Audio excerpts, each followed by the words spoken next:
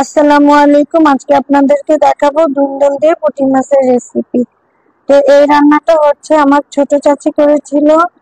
তো আম্মা রান্না করতেছিল, তো আমি বললাম কি যে আম্মা তাহলে আমি আপনার এই রান্নার ভিডিওটা করি। তো আম্মা বললো আচ্ছা ঠিক আছে করো।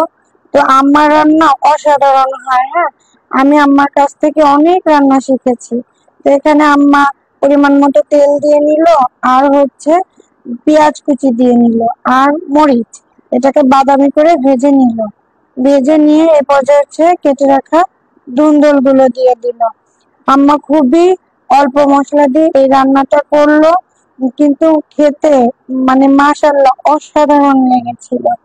তো আমি যখন বাড়িতে যাই তখন আম্মা আমাকে আর কি যে কোনো খাবার রান্না করলে আমাকে দেয় খেতে। তো মানে কি বলবো, আসলে ভালোবাসার মানুষগুলো বুঝি এমনই হয়। মানে কি বলবো, এক কথায় অসাধারণ। তো আম্মা হচ্ছে এই যে কোনো রান্নাই মানে খুব অল্প ভাবে করে, কিন্তু মানে খেতে খুবই ভালো হয়। উম, এখানে হচ্ছে স্বাদ মতো লবণ দিয়ে নিল, আর হচ্ছে উম, হলুদের গুঁড়াটা দিয়ে দিল। তো খুবই অল্প মশলাই করে, কিন্তু খেতে যে এত ভালো লাগে কেন বুঝি না। তারপরে আমার মনে হয় কিছু কিছু মানুষের বুঝি হাতের যশ থাকে। তো আমার আম্মার হাতের সম্ভবত যশ অনেক বেশি। তো তো এই সবজিগুলো ভালোভাবে কষিয়ে নিচ্ছিল।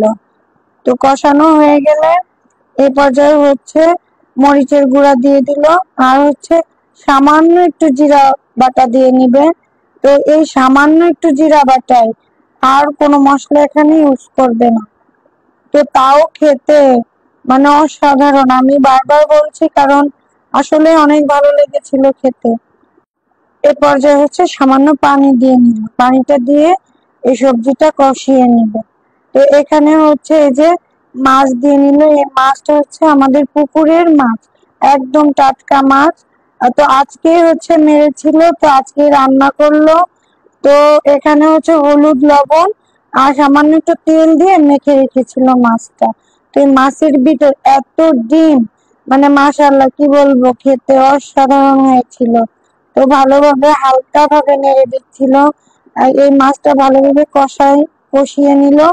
এরপর হচ্ছে ঝোলের পানিটা দিয়ে দিল। আপনাদের যদি কোনো অংশে এই ভিডিওটি একটুও ভালো লেগে থাকে অবশ্যই শেয়ার করে দিবেন। আর পেজ থেকে যারা আমার এই রান্নাটা দেখছেন তারা অবশ্যই ফলো করে দিবেন।